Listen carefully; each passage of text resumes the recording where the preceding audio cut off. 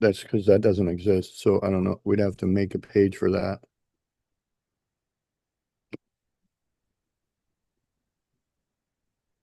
Oh, they changed the website. That's what happened. It went live.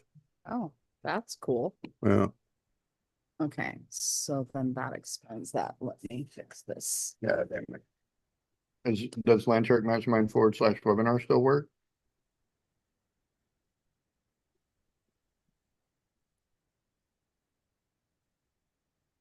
Yep. It just messed up looking. Laura, can you see if we're on Facebook Live? Facebook. Yeah. Yeah. Yeah. Okay, we're all there. All the things are working. All right, cool. I'm about to go onto this other one.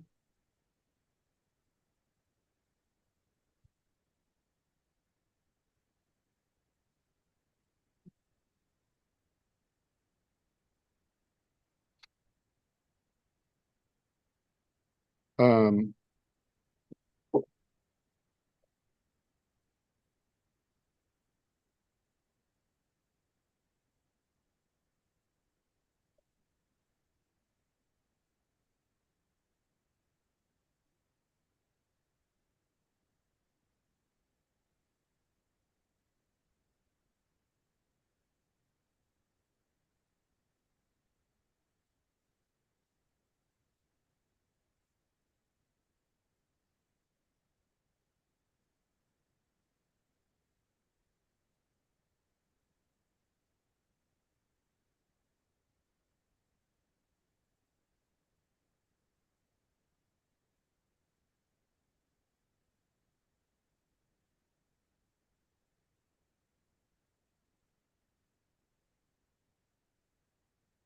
So for all of you who are watching live, we literally have two podcasts going on simultaneously. We have our Land Shark podcast, and then I'm a guest on another podcast. We're going to see how this goes. Boop, boop.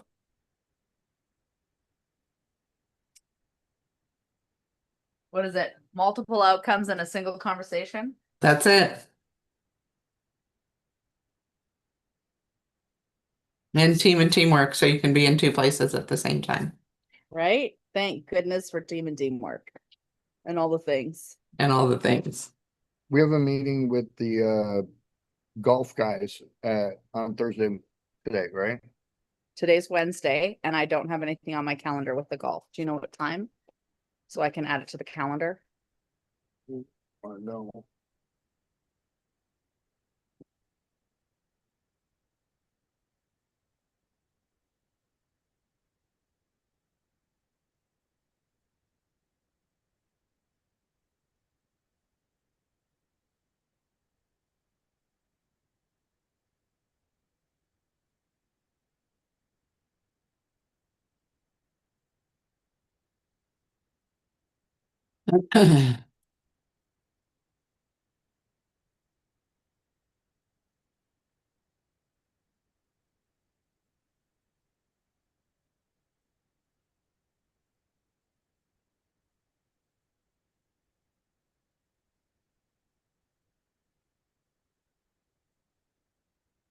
So Laura, it looks like you got all the links in the Eventbrite, right? So people can buy tickets to the 3-day virtual summit.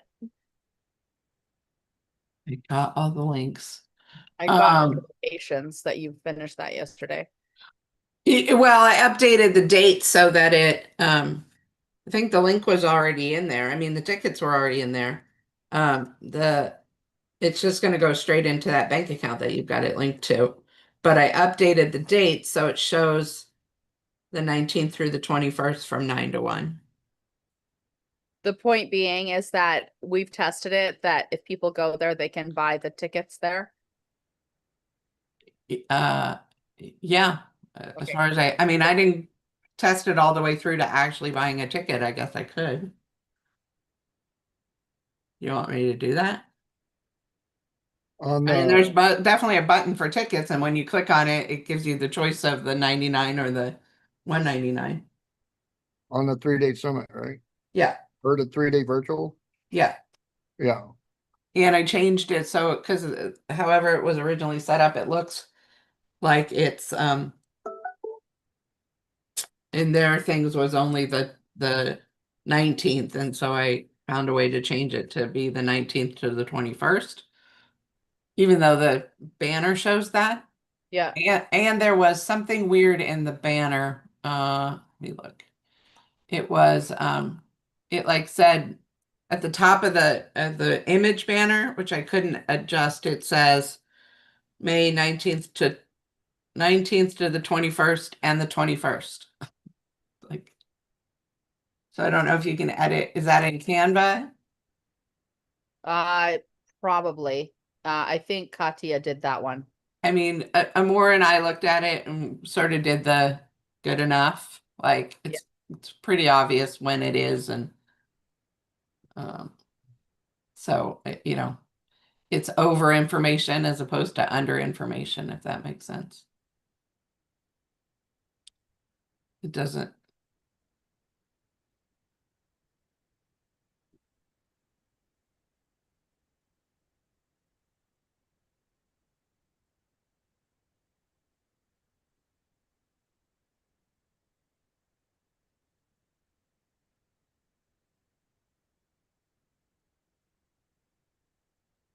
Somebody just sent me a couple of other deals. Now people are just texting me deals. That's funny. Okay, so it looks like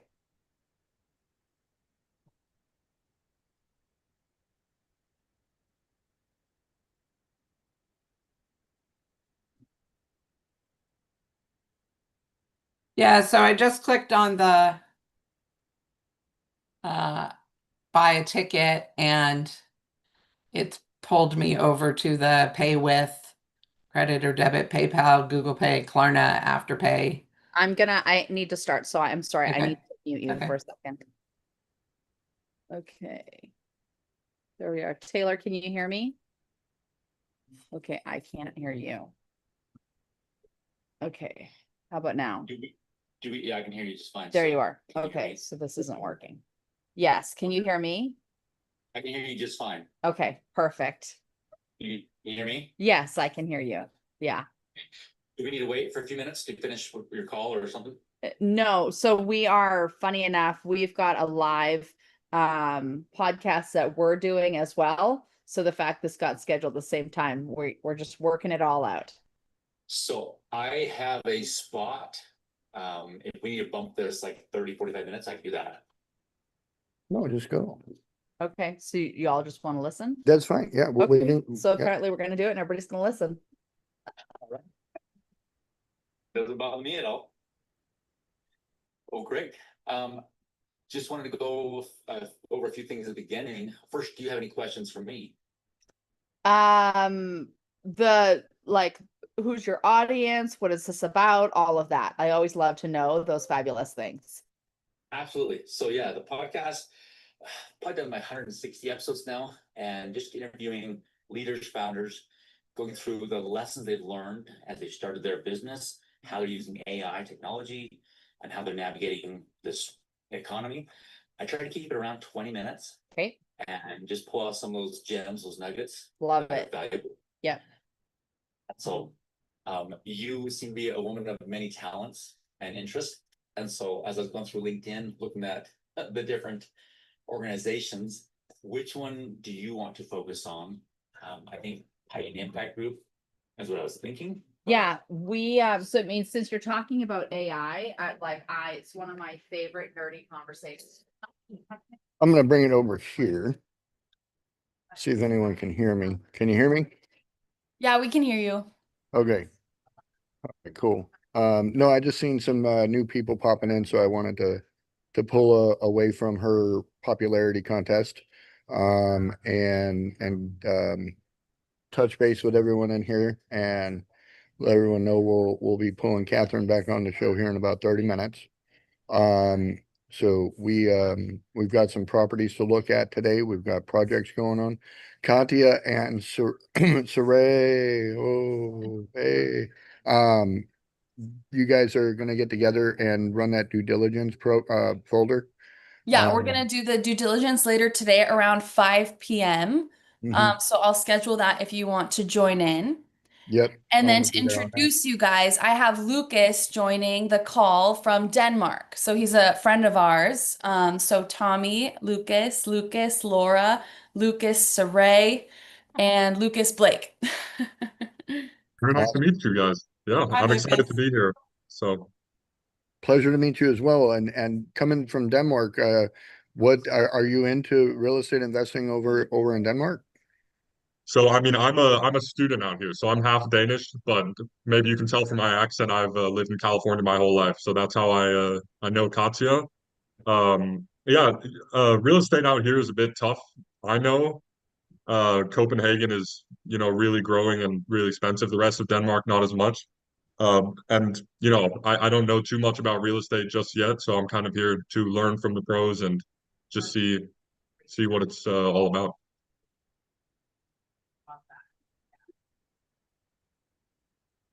Very cool.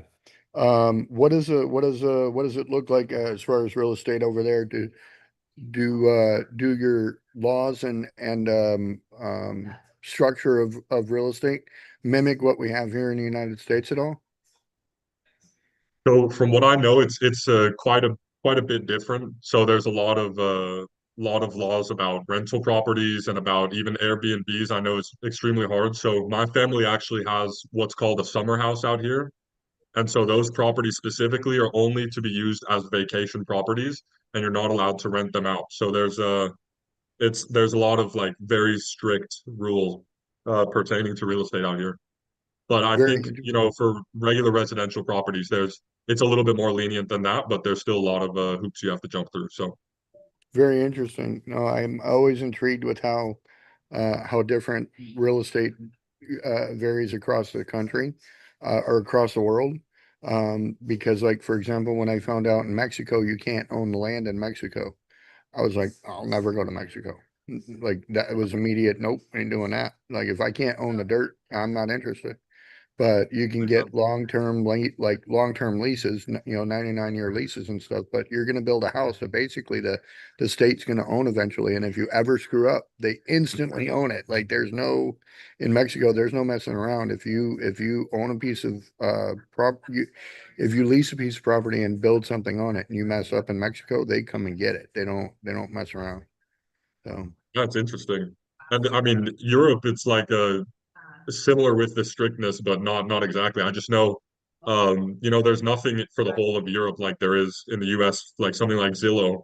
And that's just basically because every country has, differences in the laws and the rules about owning and investing in property. So it's every country has like slightly different metrics and things like that. I bet if you go to South, you go to Italy, things like that, the market's completely different, and what you're allowed to do with properties are completely different. So yeah, I mean it is really cool. But maybe yeah, I can be the European headhunter out here for you guys. no, for sure. If you can find us property to buy and make it make sense, we're all about it. So, Yeah. so you're at school here in California. You say you've lived your whole life in California, but so do you have dual citizenship then? Yeah, so I'm in school here in Denmark. Yeah, so I have dual citizenship. That's I mean, the reason I'm here basically because the school for me is free, and I actually get paid to go to school here for university. So I mean, that was kind of a no-brainer, and it's hard to pass that opportunity. But I did live my whole life in California beforehand. Nice. Well, great to have you in here. And so I appreciate you coming in and sharing all that wonderful information with us. And keep coming around. We'll keep learning more about Denmark and all the fun stuff over there. Yeah. Uh, so what do we have going this morning? I know that I had a couple of projects that we were going to pull forward if we didn't have anything. So I'm going to make sure that everybody got a chance. Katya, what do you got cooking? I have a couple of more warehouses that I can show throughout the podcast. We still have progress going on the Palisades property. Um, just a bad week because I have finals and final presentations and stuff like that, which is why it's going a little bit slower than I want. But I can show you the warehouses if you want. Okay, yeah, we'll hold those. Does Blake have any updates on the property he's got cooking? I know he was looking at a car wash or something like that. I have a car wash in Phoenix, another car wash in Corona, California, and then I was able to find a multifamily property that the numbers seem to be decent on. I just want to run over as well. All right. I'll let you pick two and dance with that. And then Saray, and Laura, do you guys have anything at all? Or are you good with Blake jumping on ship real quick? I'm good with Blake going. I don't have anything at the moment. Dealing with other things. You're on mute, Ruth. I'm good with Blake going. I have something I'm looking at, but I'm putting it through my filters before I bring it on, and we'll see if it's even worth you looking at. Perfect. Yeah, it's just real easy. You can always say, ask it or tell it that you need to match the $1 million or the 1 acre. And then if it beats that criteria, then the potential to make at least 40% ROI. If Okay, you- so if you want to know what I did was I put it through Landshark, and kind of got a positive, but then I put it through the board that we created and I got a negative. So Correct. yeah, so I just want to look at it a little bit more before I bring it on. Nice. Yeah, no worries. And again, your board is gonna poke holes in it, but then try to feed back to you, best case scenario and trying to make it work, right? Yeah. So I hope this was okay. I added 2 people to my board, which I added you so that I would have your voice in there. And then I also added Barbara Corcoran because I wanted, yeah, she's really good with gut instinct and strategy. So I added those 2 to my board, and I really like using that filter. I think it's really cool, and it does show me a lot of things that I wouldn't know being so new, you know? Did you So did you update your instructions sheet and all that stuff to do it? yes. Perfect. hmm Good.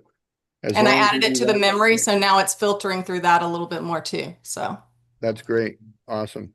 So, yeah, and again, when you run a deal in Deal Hunter, you should be able to then take it and put it into your real estate virtual board and let it reanalyze your deals, and it'll, where Deal Hunter's like, yeah, this looks good. Your board's going to be like, but we know you and we know what you're capable of, right?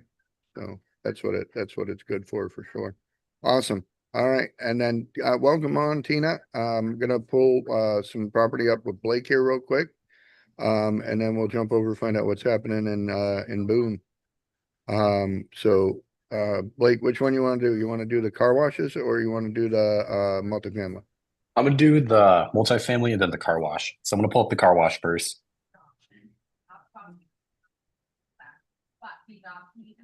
Helping the family help by the family, by them, and then all the resources that come from there to help families, to help the kids, everything. So we have. Go ahead and share your screen when you're ready. People get to become heroes. Because with AI, $550 literally get a child adopted. We've already got 9 kids adopted. And so literally changed the kid's life forever. So I adopted. All right, sorry, I was prepping both of them. So this was the car wash that we were looking at. They were asking, it is a self-serve one that's 24 hours in Phoenix, Arizona. They're asking 3.7 million for it. I'll go through some of the photos real quick. So they have a drive-through section, but then they have 5 other bays. They also have a self-serve pet wash. So you were installing the septic tank when we ran over it, and then I ran it through Deal Hunter. All right, so you said run this deal and it shows this is a clean passive triple net income deal, right? Correct. Because the business is going to stay running, right? We're not taking over the car wash. It's going to stay operational. Mm-hmm. I'm so sorry to interrupt. Lucas has never used Landshark before, so I was wondering if Blake, could you scroll up for 2 seconds just so I can show him? So all you have to do is find the link to the property that you find, put it in there, and you just have to type run this deal, and it'll give you all this information. Yeah, it's like a very simplistic way of getting through some due diligence, doing some very important research on property and getting a quick set of eyeballs on it in 33 seconds. This program has been able to look at all the stuff about this property and then return back a fair amount of information so that we can make an intelligent decision. So let's just quickly run through what it does provide us with. So it understands and validates the information provided in that document. And so Blake, if you want to show them the document we used to run this deal, it's just the offering memo from the ad that he found on LoopNet, I'm assuming. So Right. this shows right here that like they're leasing the business, they're leasing the land to the business, right? So this is a lease to that particular business. So every year they get an annual rent of approximately 200 to $300,000 net. Okay. And so the terms of the lease are right there, and so you'd want to make sure that this is also going to be something that extends out and goes for a while, right? But basically it's showing this is why the value is what it is. But to sit there and analyze this is going to take time. It's way easier to go dump it into Deal Hunter and say run this deal and then let it come back with some details. We'll show you. Okay, that's awesome. Yeah. So- Is that tool available on ChatGPT if you don't have the pro version? It is, but it's suggestible to use the pro version only because of the Okay. fact that the pro version, $20 a month, it increases the intelligence level of it and it doesn't restrict you. Like when you start deep diving into something, it doesn't restrict you on how much conversation you can have with it. Right. Yeah, I have Claude Pro and Perplexity Pro. I don't yet have ChatGPT, but that might be something that I consider then soon. Say, yeah, no, it does a miraculous job of providing, providing the details that are underlying that you would take 3 days to 3 weeks to discover. So, Right. Yeah, that's um, awesome. and that's the importance of paying for the pro, is that it has the deep dive capabilities that the free version doesn't. So And then that PDF from LoopNet that we saw there, that's just like readily available on LoopNet's website and on most real estate websites. yeah, Correct. and again, this is what it'll do is we can actually deal source. Katya is a pro at deal sourcing, where Okay. she prompts it to go out and find the deals. Right. Yeah, that's awesome. So you don't even have to really understand how to look for property. You can just type in "I like dirty dirt" and then boom, Nice, nice, nice. Wow. you'll get who wowed me. Nobody. Laura wowed you. Somebody's got to But wear the she sash. deserved to say that wow. That was Somebody a has to wow. wear the sash jar. I was just sass jarring for Katya. So I think anyway, that seems like a powerful tool. That's awesome. yeah, it is pretty amazing that it returns back what we need without spending a lot of time, looking at it. So what it brings Right. back, it tells us a quick idea of what it looks like. So and it gives us a go, no go. Is it a buyback? Is it a fit for what we do? And then it also tells us what it's not ideal for, like high leverage, high cash on cash, short-term value add, like none of that stuff's available. So the target is between 3.4 and 3.5. They're asking 3.7. The maximum price that it would allow us to go in at is like 3.6. So the walk price, where we're not interested in having that conversation, is going to be at the full asking, unless they can do some creative financing with us and the buyer's willing to do some tax-driven acquisition with it. So meaning like we can find somebody that needs a giant tax write-off and sell it to them. Yeah. So it just kind of gives you some opportunities for the strategy that you use going into it, basically. Correct. And it helps you strategize Awesome. a plan on going in to do the takeover. So Right. That's awesome. Nice. and if you keep scrolling, you'll see that it puts together a finance stress test. Like it does the computations and calculations for us to show like what the actual availability is. So because even if we went to buy this, we'd have to buy it with debt. Say, for example, we got to go to the bank to get the loan. The bank is only going to give us a certain percentage of that property. And so right here, you can see that the highest amount that they give us, which is 75%, and at a ridiculously low rate of 7%. we are only getting a DSCR score of approximately 1.06. That is horrible for a commercial property because we want an average of 1.25 minimum, right? And we can't get the 1.25 unless we do a 60% LTV, which means that we have to come up with 40% of the money. So if we're at 3.75, let's just say at 3.75, that's going to be almost like another $1.5 million we got to come up with on our own Hmm. to do the deal, right? So this really breaks this deal a little bit in the fact that because of the DSCR score, if we take the two Right. rents that we would have to pay, if we take the two loan payments we'd have to pay and condition that against what we're getting on our lease, we're actually paying for our tenant to live there, Yeah, okay. I understand that. That makes sense. right? So it's not worth doing that. And again, unless the owner's willing to do some owner financing deal. So then at that point, yeah, it makes sense, but they're typically not interested. Right. And all Okay. we can really do is just keep going all the way through that for me. If you don't mind, Blake, we'll finish it out. It's showing here like our return rates on exit. So, an IRR profile, if you will, is between 8 and 5%. Honestly, there's nothing out there in real estate, right now under 2 digits that's worth doing. So if your IRR, which is your internal rate of return, is not Right. greater than 10%, it's not worth doing. Right? Because there's See, so okay. much out there right now that's available to do that.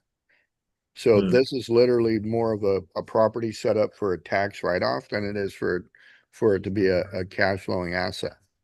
It's not Okay. structured as a cash flowing asset. So, Okay, awesome. Yeah. yep. So going through, it shows like the strengths have the long-term lease, absolute triple net, annual rental growth at 2%. That's way too low. Typically it needs to be more like 3.5 or equivalent to inflation. Strong micro location, I like Chandler Boulevard and 32nd Street, but the area is changing significantly. So, and right there, it says the affluent trade area. The people don't want to wash their own cars. So those 4 bays are actually a liability, not an asset. So the tenant only started in 2021. They've not made it through their 2 year. Technically, they're through their 2 year, but they're not probably making profit yet. So, um, uh, it says here that the current rent is probably too high, which is also an issue. Car wash use equipment is the equipment is dependent on success. So if their equipment fails, now what do you do? Right? Then you have environmental issues like they need to go out and test the area for the detergents and stuff going down into the ground. And so if they have a bad outdated septic system, you're going to be replacing an entire, water treatment facility. So, and then personal guarantees need verification. So, the OM states that a personal guarantee with 9.5 million net worth is backing this up. Who is that? What is that? Right? And so, it's pointing out things that we would not normally be able to pick out without a little bit of prior knowledge. And that's what I like about Deal Hunters. You don't have to have the prior knowledge to run it and figure it out, to see if it's going to work out. So contract prices here, it's kind of given us some options to negotiate at. I would actually offer 2.9 million and make them choke. Because at that point, I would let them know right off the bat that their numbers don't match what buyers need. So in order for this to work, we need at least a 10 IRR. We need at least a 2.1 DSCR. And in order to get those, we have to have our price way closer to like 2.9, not 3.7. So scroll all the way down there, Blake. Let's take a look at it. It says funding strategies, conservative bank debt, seller carry to improve the DSCR. Keep going. 1031 tax motivated all cash or lower leverage buyer, right? So these are the things that it's suggesting we can do. There's your due diligence checklist, and you can actually tell it to go do the due diligence checklist, create the checklist and get to working on it. Keep going down. Yeah, there's a lot to do there as far as inspections and everything else, getting your environmentals, your title and zoning done. So objections, these are the lender investor objections. So when we face objections from the bank or from a lender on this, then or an investor, these are the things it's suggesting that we come back with. So tenant is too new, special use property, DSCR is tight, environmental exposure, blah, blah, blah. So it says here, go if and no go if, right? So keep going down. And then what did you, it says here that you're looking for prices on additional car washes. What is your end result on this one? Like, let's see what it come up with. This one just pulled up all the different car washes nearby and then the different types of them. So Got this it. is the one right here, self-serve, and then a lot of these, it didn't have the public data, so it wasn't able to Oh, pull them right. up. Right. So But yeah, there's you a got couple. Tool Freak and Cobblestone and all that. And on that one, if it doesn't have if they're not operating under a membership deal, then it doesn't make sense. Like if they're just doing drive up and coin, that's Mhm. outdated, right? Yeah, So they do have a membership deal. It's yeah, $25 a month. So I you looked into still did that. yeah, go ahead. Sorry, Catherine. Yeah, so the numbers there are showing you like your market. We talked about, I think everyone had homework to go figure out how businesses and real estate are valued based on, remember what they were, income, market, and asset, right? Mhm. Do they have, wait, go back down. Did they have a membership deal right there? They did. Yes, I inputted the website, and they have $25 a month, but then they also have individual washes that you can do. Right. Okay. No, that's cool. Yeah, I thought I'll bring some other sort of deal than just raw land. So looking at different assets, but that's good to know. Okay, go ahead and go all the way down there. Because again, we're buying the building and the property. We're not buying the business on this one.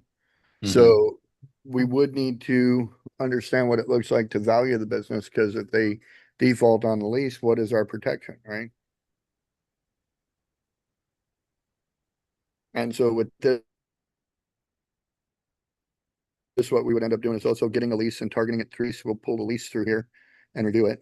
And that would be the way we go through that as well. Go ahead and go down to the bottom. Let me give it a prompt and then we'll jump over and look at your other deal. All right. This is Blake. So can you restart it because Catherine doesn't know what we're doing yet? We're trying to run a deal. So, yeah, but I'm trying to prompt it and I can't do that with all the hooting and hollering. Canadian. Ready? Somebody needs to be in the hot seat today. All right, ready, go. We want to come back with an offer of 2.9 million. Do the math on that for us so that we understand what the economics of it are now that we want to offer 2.9 million. Show us what our DSCR scores would look like, show us what our IRR would look like, and show us how we would be able to improve the economics based on that price. And so the computations of this would take at least 3 or 4 hours. It would take me 5 or 6 hours to get a hold of my CPA to do it. And so at the end of the day, it literally is probably at least 3 days before I find the answers to this on any other thing. But because Deal Hunter by Landshark is able to figure out computation so fast and do the things that it does, that it'll have the answers for us and like really fast. So 3 minutes or less is usually what it does. So what is the other one you got? Like, let's see what that one's got. This one was in Glendale, Arizona. It was a 15 unit multifamily apartment. Yeah. So looked at And quite it a has, few, but it currently has tenants. They want 156,000 per unit. So does it currently have a rent roll and tenants in it? yes, it does. Let me look back at it. Let me see. It should say in Deal Hunter. I'm trying to remember off the top of my head. So this is, I told it to, oh, this is your deal. Okay. Go ahead. Mhm.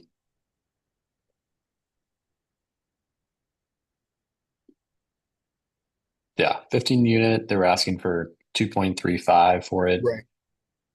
Opportunity zone It says for it was taxes. renovated in 2024, which I call BS on. It was built in 1965. So do the math on that. That'll tell you a lot. And the Mhm. average unit size is about 672 square feet, which means they're getting less than $1,000 a month, probably less than $1,000. Go ahead. Yeah. Yeah, Says, pretty close. it says that the assumed rent is 14, but I don't know why it's assumed if you gave it the OM. Mhm. So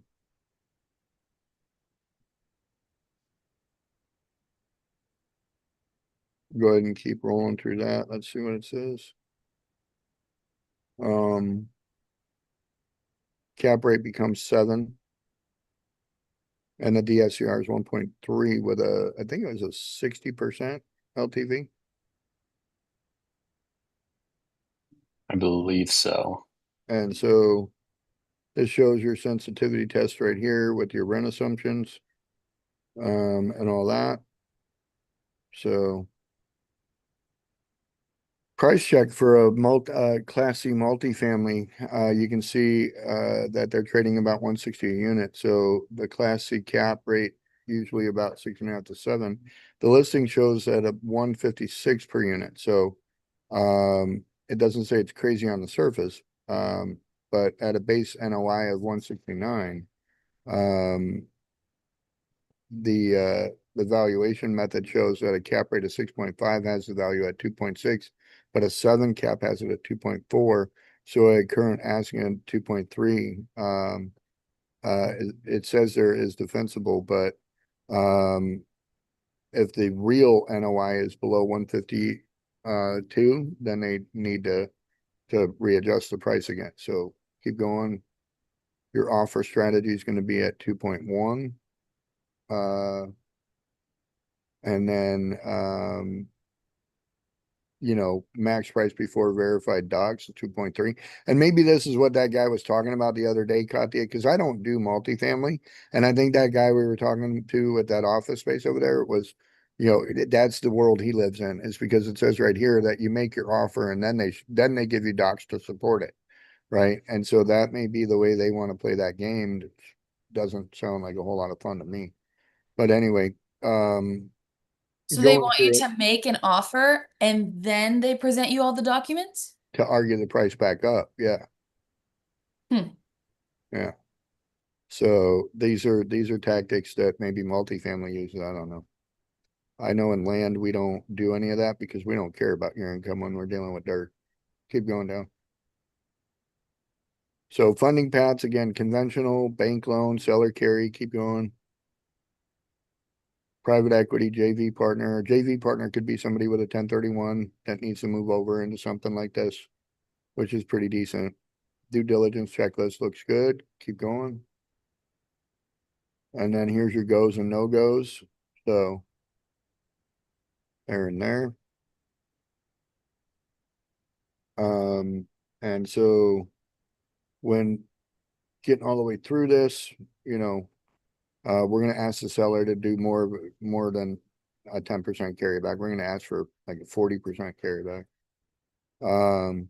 But the other thing I would do too is keep in mind, if they don't have tenants here, I'd tear the damn thing down and build a bigger multifamily than what's there right now. Mhm. That just makes more sense to me. I'd max out the units per acre. So Go ahead and check your other deal real quick. And so 43 seconds it dot on it and came back and said at a 2.9 offer, here's what the economics look like. So the asking, right, going through it made the cap rate at 6.75. By going to 2.9, it makes it an 8.7. We're dropping the price 837,000. And so we're able to get a decent basis points increase. So keep going down, it'll show what we got here. Now we've got DSCR scores that make sense. We can go up to, it looks like a 75% LTV still, okay? And get ourselves pretty good and situated, right? Because our loan amount will be like 2.1.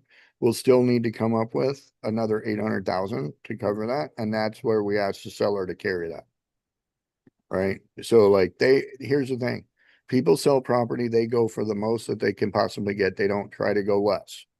So if we don't try to go with the best that we can possibly get, it don't make sense. Right? Mhm. And so on this deal, he's got to take a haircut and it's got to make sense. So if they want to sell it, that's the way they do it right there. And we do a 2-year buyout with them on the owner carry part just to get through the note, and that's it. If they don't like it, too bad. Sell it to somebody else. Good luck and move on. So go ahead and hit the dictate button. Put together an impromptu LOI using all the components of a letter of intent necessary for it to be considered professional. And we want to use the information that we currently have to do that. We want to offer 2.9. We want the seller to carry 30%, and we want to we're going to be using a debt structure to get it taken care of through our commercial banker. We will need to have all of the pertinent information to verify and validate the current information as it's been provided, but we are only interested in offering 2.9 purchase price with owner carry of 30% of that so that we can get it purchased quickly.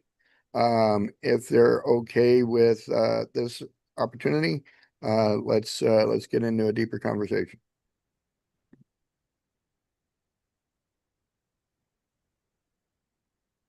And so then I would just take whatever this LOI says and send it over to them and do what they say. Yeah, that sounds good. The more offers you throw at people, the faster you're going to get to a deal, Hmm. right? You got to throw 100 offers to catch 10. Oh, Trevor Hicks showed up. Good morning, my brother. Good morning. Good morning. There he is.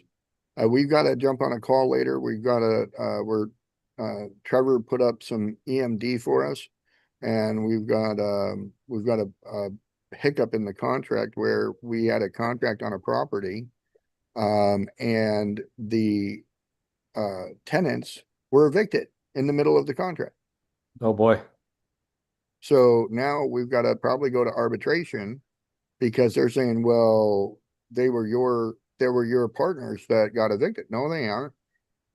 We signed a contract under Titan Impact Group. We didn't sign a contract under the evicted partners. We were trying to help them get the loan, but we had no idea that they were going to get evicted in the process.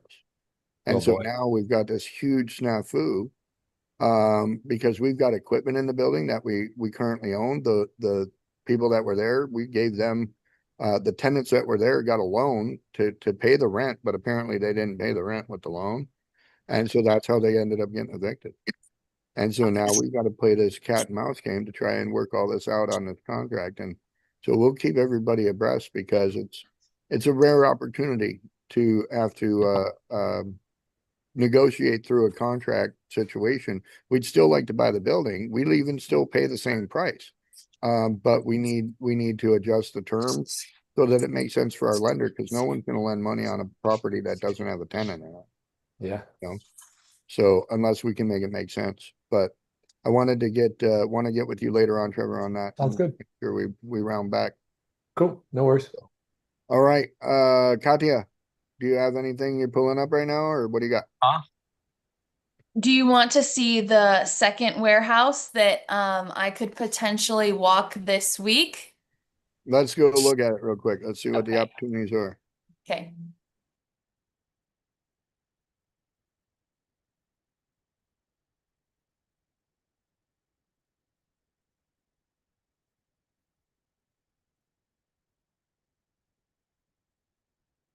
And so what this is, Katya is trying to develop expand her current investor club that she has from school. And this is, we're looking for a clubhouse to do this from, so, it says here is this is a 17-second thought on a property called 3 Whatney. I really want to make fun of that name. I don't know why. Where are you having a party tonight? Over at Whatney? I know it's a funny name. You got a networking event? Whatney? That's what's that. Okay, if it's not gonna work out because of the name, I'll move on to the next one. He said he likes the name. I do, because I can pick on it all day. Freestanding industrial flex building. Okay, Yes, and so and it um, has cool stuff. it has cool stuff. Yes. It's empty. That's one of the bonuses right there, right? It's an empty building at this point. That's Mhm. nice. Looks like it has some industrial space in the back, This right? is giving me close Scottsdale vibes. Is that correct? Good enough. Yeah, it's a good amount of it for Like, sure. see with these lights and stuff? Yep. And the bays, Yes. right? And then it's Is Irvine. this, Oh, sorry, go for sorry, it. is this the property that Manny Koshbin owned beforehand? Or is he still owning it? Because he's another big real estate investor. It looks like his old property or whatnot. Oh no, I Or don't know. Whatney. Okay. Huh. That's it. I'm not sure. Does it say up there who owned it? No, No. I used to follow the guy Manny Koshbin a lot. He's just another big investor and park collector, which is mostly where I found him from. And I believe this is his old property, so that's kind of just interesting. Just thought I'd point that out. It's worth a dive into, right? No. So it's in by Irvine Spectrum in Great Park. So it's that same area that we were talking about. So is it considered the Irvine MSA or is it considered the Podunk MSA? Um, that's a good question to ask, but it was advertised as in Irvine. Right. Okay. Yeah, instead of Lake Forest, which is the one where the other warehouse was. Got it. Okay. Okay, let's see. 9.5 purchase price, 29,000 square feet. Price per square foot is 325, 1.5 acres, 24-foot ceilings, 83 parking stalls, and a lot of parking stalls are good for this concept in case there's events and stuff like that. And then the first floor is 19,000, second floor is 10,000. And here are your numbers, Tommy. You know the numbers better than me. Yeah, and again, like this has given us the idea that we'd be able to get a loan for 65 to 70%, Uh-huh. which is a $6 million loan, which typically, and it's given it to us at a like 7% vibe. So we'd need to still come up with, at least $2.5 to $3.5 million to cover the other side of that. And we could do that with equity. We have revenue targeting that we are going to have to look at. So with 83 members at $600, it like gives you what your illustrative monthly would need to be there. I like that as far as like this is, right. So the price per square foot is lower. It's a bigger building, better parking, more warehouse functionality, etc. So it says that LoopNet labels it 100% leased flex building. Even though it's marketed as an investment owner user. So, it's like, well, which is it, right? Mhm. So, how much of the building do we control? How much do we actually use? Stuff like that. So, but metric wise, like what we'd be able to lease it for and stuff is pretty good. Is that all you got on that one? So is this worth, yeah, for now, yes. Mhm. Do you want to dictate anything? Is this worth a phone call to one of these guys? Definitely worth a phone call, see if you can walk it, you know? Okay. But again, I think what we would want to do is limit the information as to how much we're gonna, you know, like exactly what we're gonna be doing there, et cetera. So, Okay. if you don't mind, I would like to look at, go back up a little bit more. I'd like to look at the first floor office space. In I- here, right, that floor plan right there, go down a little bit. Where it says floor plan, like I want to see that as Oh, large sorry. screen as possible. Because that's where your warehouse is in the back there. And where it said, revenue target thinking, it didn't mention anything about the luxury car storage, so No. that would be an add-on, Right. potentially in that warehouse. And again, and I would actually expand the warehouse. It says that it could go to 10,000 feet. See the red area? Like, where it says it's expandable? Yeah, Like that's what I'm realizing is that's where I would want to do the expansion. I'd actually want to expand all the way through the first floor and eliminate, like, just only have a couple offices. well, it's nice because this is open space, so Right. theoretically we could create this whole section open. Right, exactly. So getting all that opened up for more vehicles in there for sure. And being able to have like at least 15,000 square foot to park cars would Mhm. be great. Yeah. So, and then the part that is second floor, you can see is right over that area right there. So it'd be lower ceilings or whatever, but we could totally deck out that upper floor to have more offices and be all, you know, window offices and like everybody gets an executive suite. We'd call it executive suites, right? Yeah. Okay, cool. So I'll call them today and I'll get a walkthrough scheduled. But I love how many windows it has. You can even see right here, it has this awesome balcony. It looks, well, based on the pictures, it looks a lot better than the last warehouse we were at. Yeah, I mean, it may be newer as well. I don't think it's 40 years old. The building looks to be about 25 maybe. Lucas, do you know what this building was used for?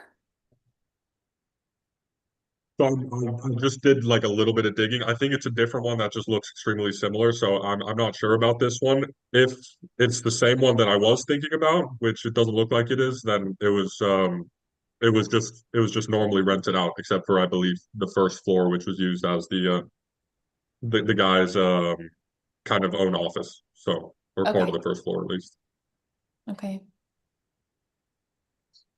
And so, yeah, between this being like a Club Scottsdale and even like a workspace, you know, a co-working space, like all the way across. So, And I was talking to several entrepreneurs in the area, right. and a lot of them, since COVID kind of shut down a lot of these huge business buildings, everybody's working from home, and that's great. But at the same time, they want to go somewhere, like maybe once or twice a Yeah, week. right. And they don't, and again, they're not wanting to have a full-time office that they have to maintain.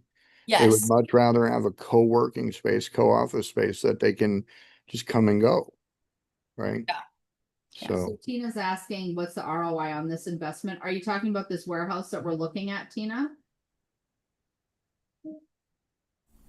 Right, yeah. I mean, what's the expected? And I asked this too because this is when I start looking at my property or any property, right? I want to know where's the income going to come from based off of what's the the invested amount of money into Katya, it. if you go back to ChatGPT for just a second. So just inside of what we've been talking about with Katya, so you can see the revenue on this is 131,000 a month. The mortgage was going to be around 50,000.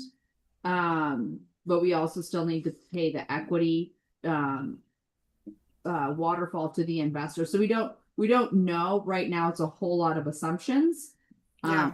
Why Katya is doing all this research, but the numbers are still looking pretty good so far. right, because if we have a gross revenue of $30,000 and just say half of that goes to The mortgage, through expenses, right? you're still at $70,000 a month left over, $60,000 a month left over, and your monthly mortgage is 50,000. You still have $10,000 a month surplus, which is 120,000 a year. And to Katya's point, they haven't even added in the actual luxury car Right. storage fees. And we could end up with, like, we could target 2 or 3 rental companies or 2 or 3 luxury exotic car dealers, Yeah. like Lappin. And you find somebody like Lappin who's willing to pay 50 grand a month to be there. That's the point. Yeah. You know, So Tina, we're still. And you guys working- are seeing that you're able to get that revenue from co-working spaces? We're we're in the building doing it right now. Yeah. Okay. And well, it's not just this building, but multiple buildings. Right. We've got multiple locations as well at Utah, Texas, and Vegas that are doing this currently as well. So And Philadelphia. So we're building this out all the way across the country. Katya has already got about 80 people in her network group, right? Yeah, but they're college students. I don't know if they wouldn't Yeah. be applicable to this. Same rules apply though, right? So Yeah. Katya, SRA, same rules apply. If you can do this with a bunch of college students, you can do this with a bunch of investors and entrepreneurs. Instead of going to college, we're going to car dealerships. Yeah, heck yeah, I can do that. I'll be at Cars and Coffee. I was gonna say, yeah, you can do cards and coffee. You get a lot of Oh people my there. goodness. Oh, that's a great idea. I'll be So- like, hey Yeah. guys, do you want to come to my warehouse? I was also going to add that in the area that it is in, there are quite a few car dealerships. I mean, Irvine's main car dealership, like Center, is right there, which has Lamborghini, Bugatti, McLaren. Then there's also, I believe, 2 others that are specifically for luxury cars as well, like literally a few minutes away, just in that general area. So it seems like a good place to be. So having a car club right there only makes sense. It'd be great. Catherine, Absolutely. this is Lucas, by the way, my friend from Denmark. I love it, Lucas. I'm so happy you're here with us. Yeah, again, thank you so much. I mean, this is just awesome so far. So I'm just really excited. I appreciate the opportunity. Scratching the surface. I'm really excited. Absolutely. I'm really excited that everybody's land shark logo looks like they're going to get eaten by the land shark. Why is something over my head? Like protecting me. Am I wrong, or is mine the only way that's facing the other direction than everyone else? No, Oh, yours is yours that is way the so that same it looks, direction. No, it's facing the Okay. right direction. It it's just when we reversed for film you. Mine is the same way. If I Okay. look at my own, it's reversed, look but at it your looks fine for us. I see. I thought I was being targeted. I'm sorry. No, you have Sure, your no. Zoom setting. Not Your- yet, Lucas. Just you wait. So, Katya, Okay. Katya, let's dictate real quick with it and find out what the opportunity to do like a used car lot, executive car lot in there with me. Okay, ready, set, go. We would like to see what the opportunity is to have an exotic car dealership inside this building. It's going to be an exclusive exotic car dealership, meaning that we're going to be basically just buying, trading, and selling exotic cars. We're not going to be doing a large showcase of them, but we want to have them inside the building and do by appointment only, kind of like the same rules apply as far as like a by appointment only mattress store. We're going to have by appointment only exotic car market store. So we first got to check if it's allowed to be done, right? Yeah, with the zoning. And then based on that, if we have a 10,000 square foot area that we're charging, just say we're charging $3 a square foot, that's 30,000 a month right there.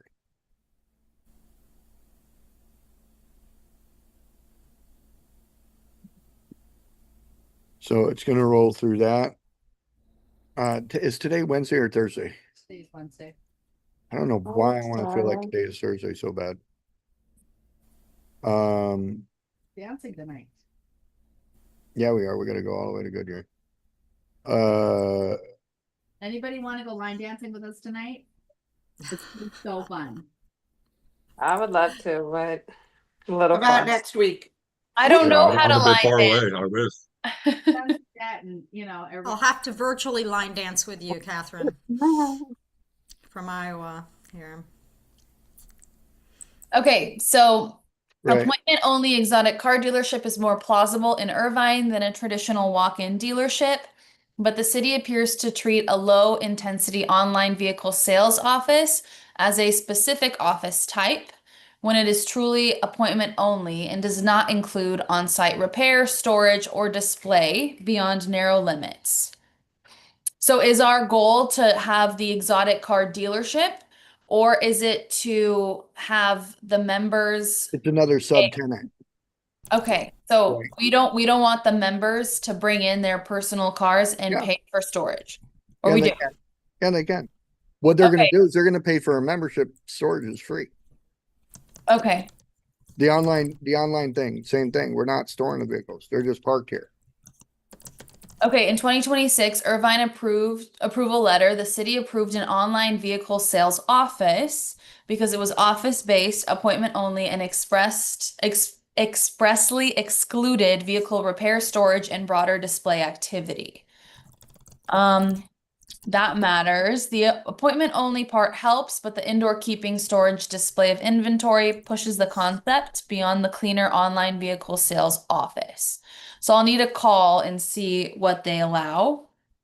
The city specifically warns that in 5-4 general industrial properties in the Irvine spectrum, professional office use is generally limited to no more than 50% of each suite and must support a permitted activity. And they tell applicants to check the specific site with the planning counter because trip entitlements can block uses even when zoning sounds close. Could it work? Possibly, yes. Is it clean by right? Probably not something I would assume. What makes it more realistic? The building's physical specs are actually strong for this concept. Physically, it's one of the better boxes you have looked at for an appointment-only exotic inventory model. The main legal risk is if the city sees it as a vehicle sales dealership with on-site inventory storage display. My recommendation is to frame it carefully, and here is the number and email that I will reach out to. Right. Okay. Well, and again, like this is just a tenant we can bring into the building. Most of these exotic car guys like to have their vehicles all parked inside. So let's see if it'll allow that co-working space.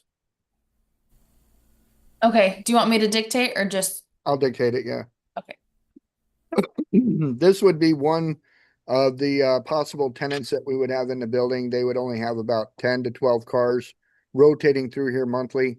So the volume of traffic would be low enough.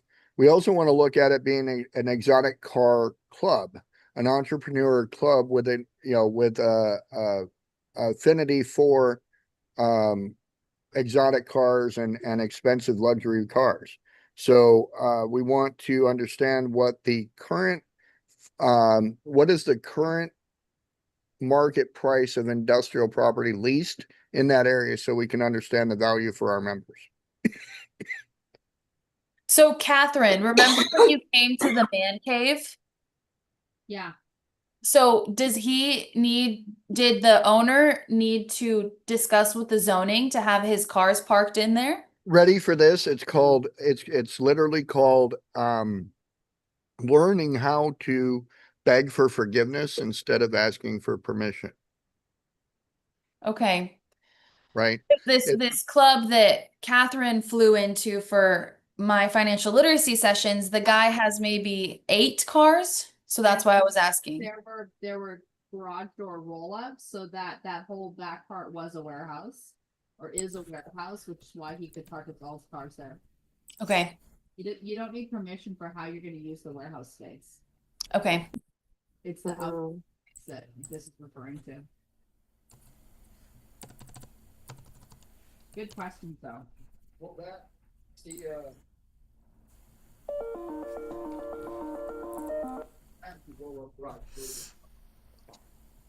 Say that again? her property has garage bay doors too. Yeah.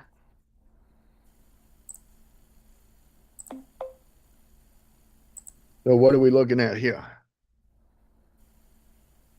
So yes. I would separate this into market lease rates and member value rate. So it shows here that you're about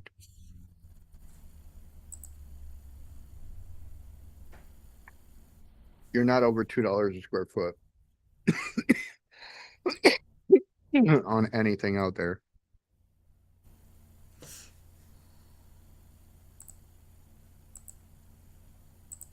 Keep going.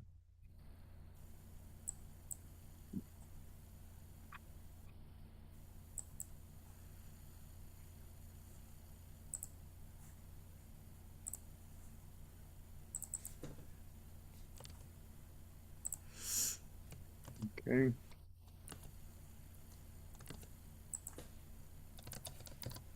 Go ahead and ask it to review like what it would be for, but. Okay, so now looking at it, let's figure out what the per square foot price is on the office space. Because we would want to do a co-office unit like the company called Spaces or the company called Workuity or the company called Insipidus. These companies have co-working space. What is the office square foot price on this property?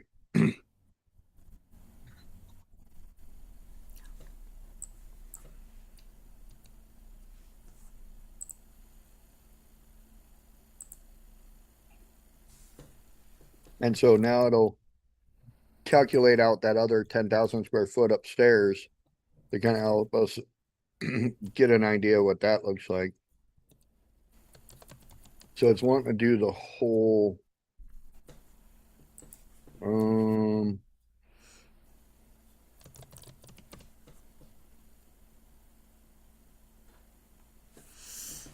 I don't want it to do the whole space. So let's tell it that we only need the available office space, meaning that like 10,000 square foot.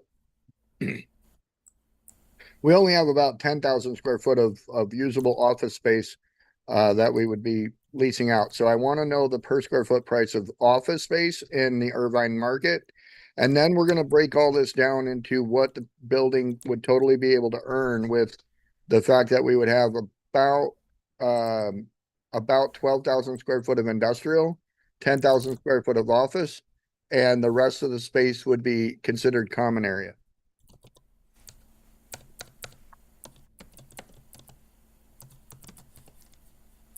Because I think based on, can you go back and look at your metrics on that flyer for the building? Up there at the top in your, yeah. You're talking. You're muted, Katya. Sorry, I just had to move the bar. Yeah. That like audio video. Okay. Go back down a little bit and we'll look at this floor plan again. And so it says like 12,000 square foot of office, 7,000 square foot of warehouse just on the first floor. And then you got the 10,000 square foot upstairs as well.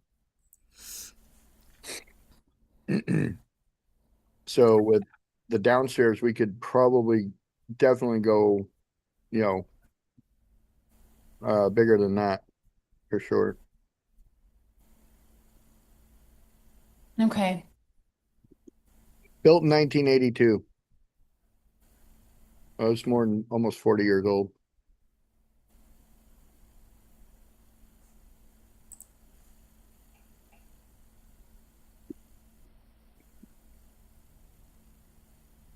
So looking at it from here, you've got $30 a square foot on your office space, and then like $20 a square foot on your industrial. So let's see what the metrics are. What are the economics giving us? So our revenue on office is anywhere between 20 and 25,000, 25,000 on industrial. So do you see here, like these are our base numbers. And so low case scenario is like 41,000 a month. And then the high case scenario, mid case and high case are below that. you're looking between 41,000 and 48,000 a month. Just base. Right, so that's why this only works if we get a club involved and multiple tenants.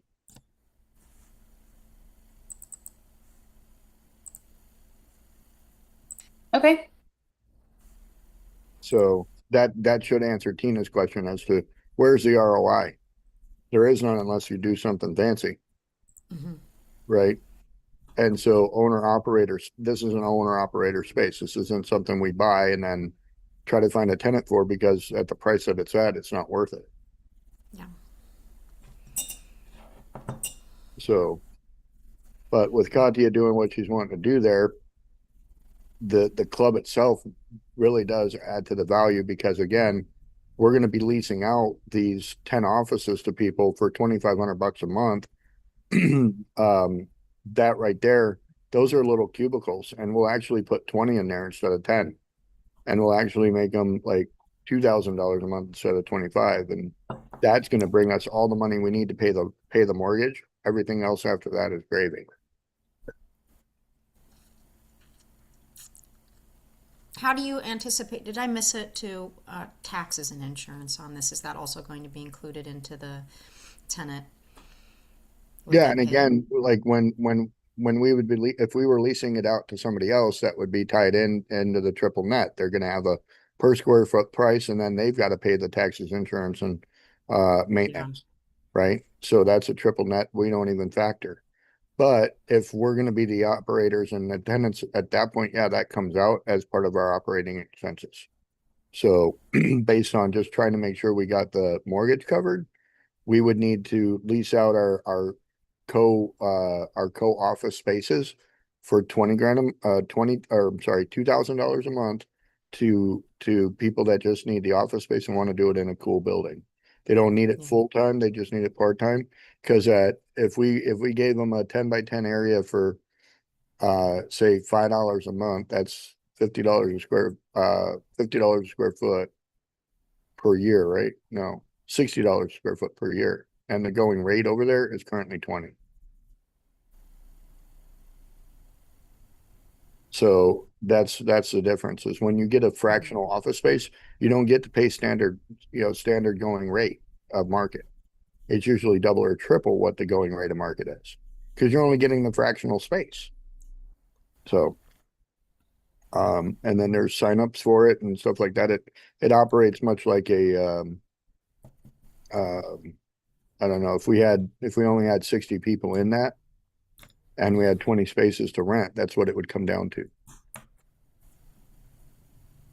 But I can already see so many ways to bring in high-level entrepreneurs into this space through outreach, marketing, hosting events. So I'm excited. Yep, there's that. And so the part we're doing with this, if Katia is able to find a building that doesn't have environmental problems and jerk offs for realtors, then what we would do is we would get we would draft a subsection A3 disclosure for Titan 23. We'd raise her the $10 million in capital necessary, and we would then support this through our endeavors with investors that we'd buy the building and have it set up so that we could build it out to be a big deal out there in Irvine. Thanks for coming in today, Tina. We'll see you soon. All right, we run over a little bit. Anybody got anything else to add and throw in here?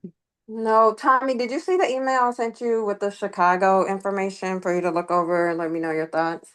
No. I seen the thing where I had to sign up for something this morning, and that's as far as I made it. That was on the Okay, I'll just call you later. It's fine. Let's go. Let's go. let me double check my messages. No, all I have from you is the Asana. Joining Asana, is that where it's at?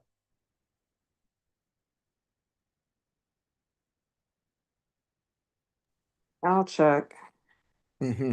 It was like a document I shared it, but let me just reshare it. Okay. Okay. And then I'll just call you later. Okay. And So- then we, go Oh, ahead. sorry. No, it's okay. Go for it.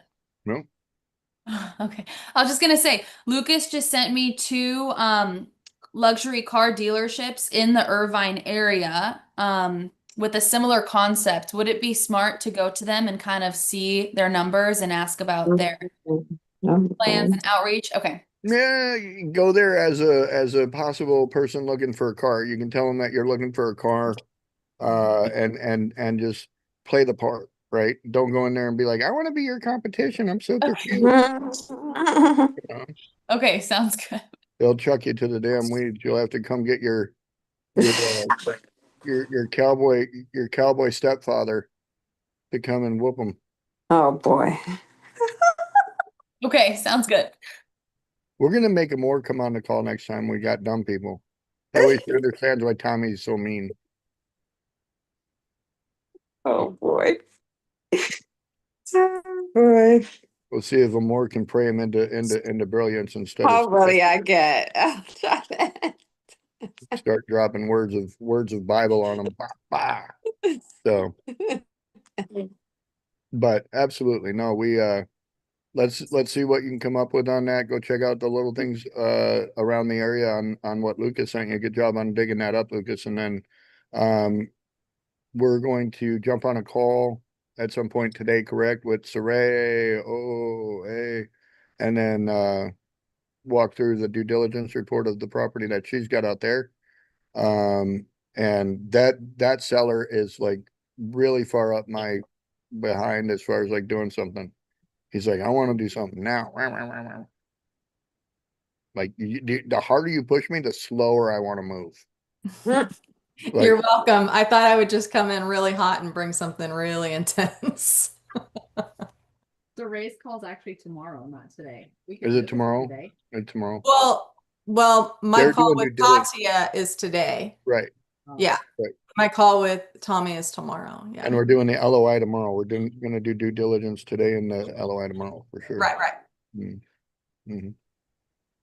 So, and then I think that's that. I don't know. I don't have anything else. So if nobody has anything else, do you want to share more? Do you like, did you share it or how do you want to do it? Do you want to do it on the call tomorrow or you want to do it later today?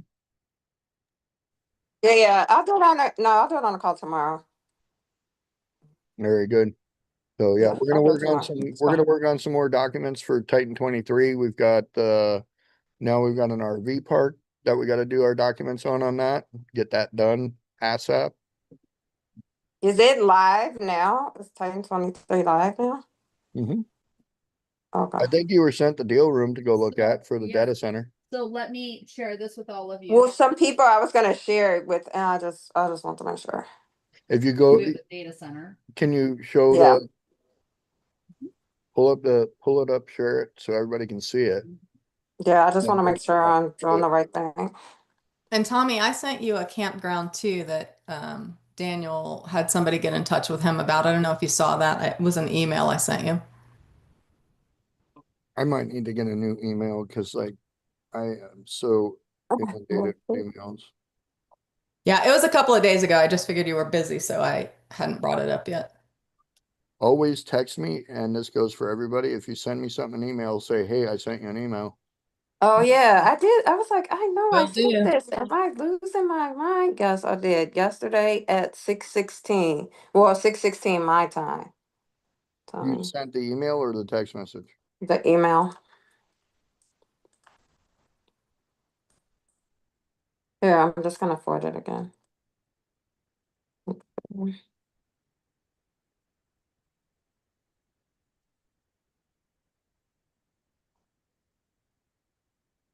Well, you want me to text it to you instead? Is that better? No. Send me the email, but then text me that you sent the email, and that's I'll be able to.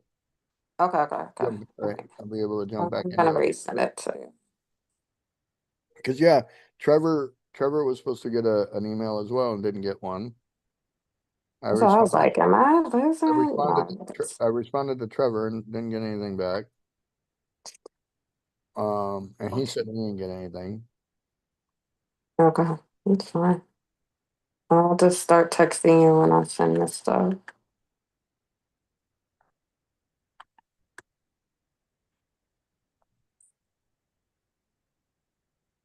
Okay.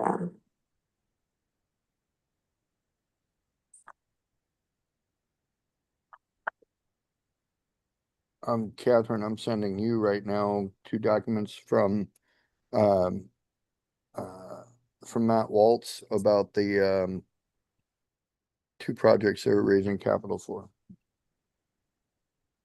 Oh, and can you put me in touch? Like, I just had another nonprofit in Arizona reach out to me. I know we were supposed to be talking to someone who,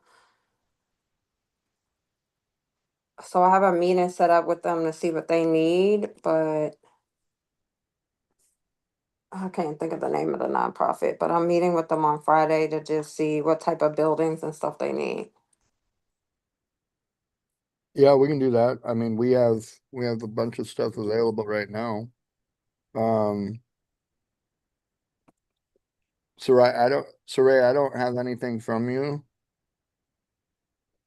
I Okay, just sent you no an worries. email. Tom. No worries. I'll just resend it to you. No problem. Oh, wait, stop. Lake Area Campground? Yeah, and it's I don't really know much about it. Daniel, it's Daniel's contact, and he asked me to send it to you, so I did as asked. Daniel. Rook. So sorry, Oh. Rook. Their last name is Rook. Everybody calls him Rook for, I don't know. He will always be That's- Rook. He'll always be Rook in my mind too. Sorry, guys.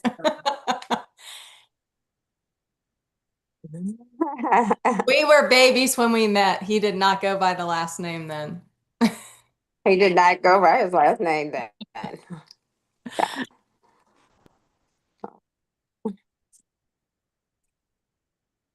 Let me see. Okay. Well, I gotta run to my presentation. Good And luck. follow- You got this. You got this. In the meantime, here is the Good link luck, Katya. for the capital raise that we are doing for you all to check out on what it looks like. Can you share the screen real quick so they can see it too? Yeah.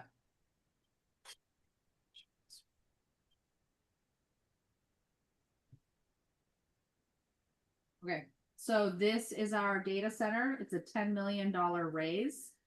And I put the link so you all can check it out. So it's got all the fun pictures. Oh, got it. That's the targeted close date, which need to probably change that. It's June 1st. Yeah, we need to change that. So yeah, all the details and everything. I need to give some project updates, but the investment presentation, everything's there. We'll be putting in some more fun things. So people Okay. can take a soft commitment, which just means that they're raising their hand saying, hey, I'm interested in this. And then they would say how much they want to invest, and then we go through the whole fund process. Okay, thank you.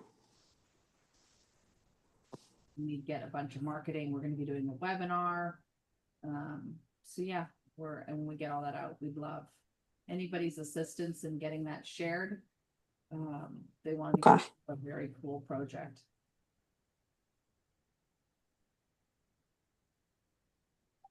And Tommy, when do we want to figure out the fractional?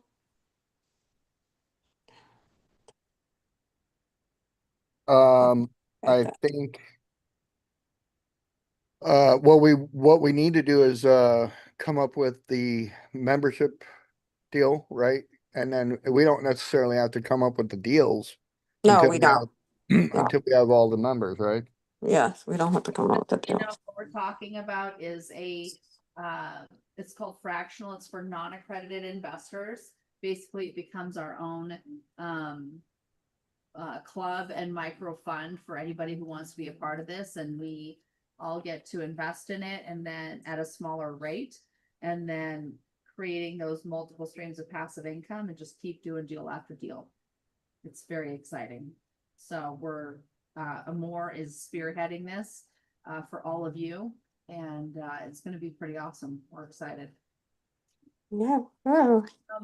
Are you done? Do you want to say a prayer? Let Yep. everybody go. I'll pull it together with a prayer. Heavenly Father, we thank everyone for coming in today, and we ask that you continue to bless and guide us so that we can go out into the world and do your will. In your Son's name we pray. Amen. Amen. No. Okay. Take care. We're excited you're here, Katya. Thank you for inviting him. Everybody, thank you for your participation. You're extraordinary.